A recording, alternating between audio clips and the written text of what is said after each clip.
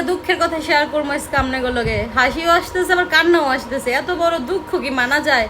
অনেকদিন ধরে বাজার করি না, তো মাছও কিনা হয় না, প্রায় 15 দিন হয়ে গেছে। আজকে একটা বড় রুই মাছ কিনছিলাম 2000 টাকা দিয়া।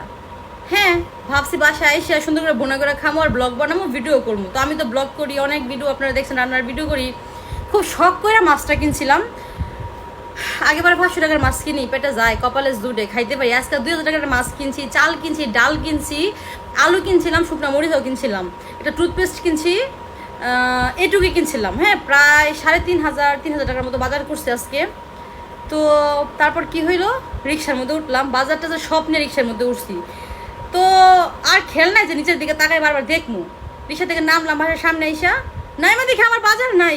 বিশ্বাস করেন, মানে খুব কষ্ট লাগছে। আমি আবার রিটার্ন গেছিলাম রিক্সা, অনেকটুকু যে কোথায় পড়ছে, একেবারে প্রায় অনেকটুকু জায়গা আমি আবার ব্যাক করছিলাম খোঁজার জন্য, পাইলাম না। আসলে কপালে না থাকলে, কিসমতে না থাকলে আসলে মানে কিচ্ছু করার নাই না।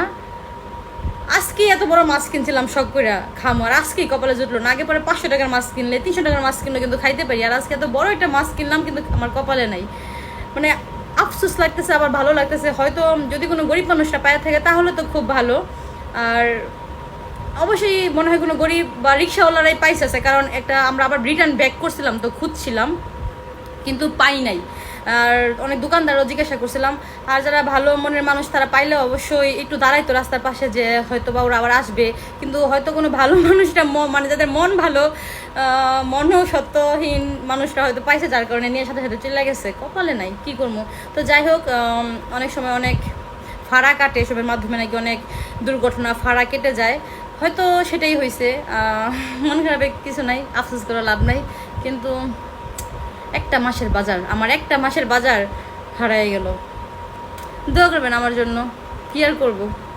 এ হচ্ছে খেয়াল দেন, খেয়াল কম থাকলে যা হয়। যদি আমি একটু ভালো করে বারবার লক্ষ্য করতাম যে আমার বাজারটা আছে কিনা, ব্যাগটা আছে কিনা, তাহলে তো আজকে এই অবস্থাটা হইতো না, তাই না?